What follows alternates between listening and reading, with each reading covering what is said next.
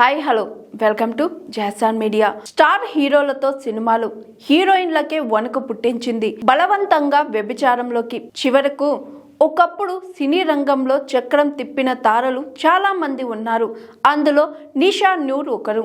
కమల్ హాసన్, రజనీకాంత్ వంటి స్టార్ హీరోలతో block buster hits చేసింది. 80వ దశకంలో డిమాండ్ ఉన్న హీరోయిన్. అప్పట్లో తన అందం, నటనతో యూత్ను ఆకట్టుకోవడమే కాదు, హీరోయిన్లకు సైతం చెమటలు పట్టించింది.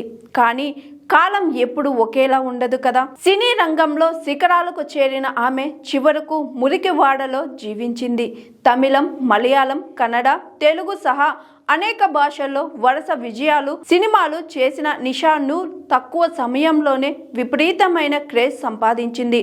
ముఖ్యంగా Kamal Haasan, tick tick tick, super star Rajinikanth, Sri Raghavendra చిత్రాలు ఆమెకు మంచి గుర్తింపు తెచ్చిపెట్టాయి.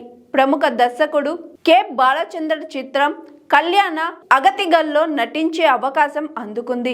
1990 నాటికి ఆమెకు అవకాశాలు తగ్గిపోయాయి. కొత్త హీరోయిన్ల రాక, పోటీ పెరగడంతో ఆమెకు ఆఫర్స్ తగ్గాయి. అప్పుడే నెమ్మదిగా ఆర్థిక సమస్యలు చుట్టుముట్టాయి. ఆమె ఇబ్బందిలో ఉన్నప్పుడు ఎవరు సాయం చేయలేదు.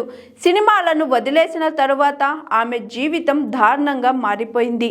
అప్పుడే ఓ నిర్మాతకు ఆమె సాయం చేశానని చెప్పి బలవంతంగా వ్యభిచార కూపంలోకి పంపించారట. బతకడానికి వేరే మార్గం లేకపోవడంతో నిషా ఆ నరకంలో చిక్కుకుంది. అది ఆమె జీవితాన్ని నాశనం చేసింది. ఆమెను చీకటి గదిలో బంధించారు. ఆమె ఎక్కడ కనిపించలేదు.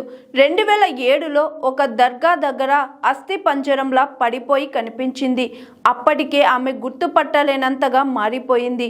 ఆమె పరిస్థితి చూసి ఒక NGO సంస్థ ఆసుపత్రిలో చేర్పించింది. నిషా నూర్కు HIV సోకిందని వైద్యులు చెప్పారు. 2007లో నరక యాతన అనుభవిస్తూ మరణించింది.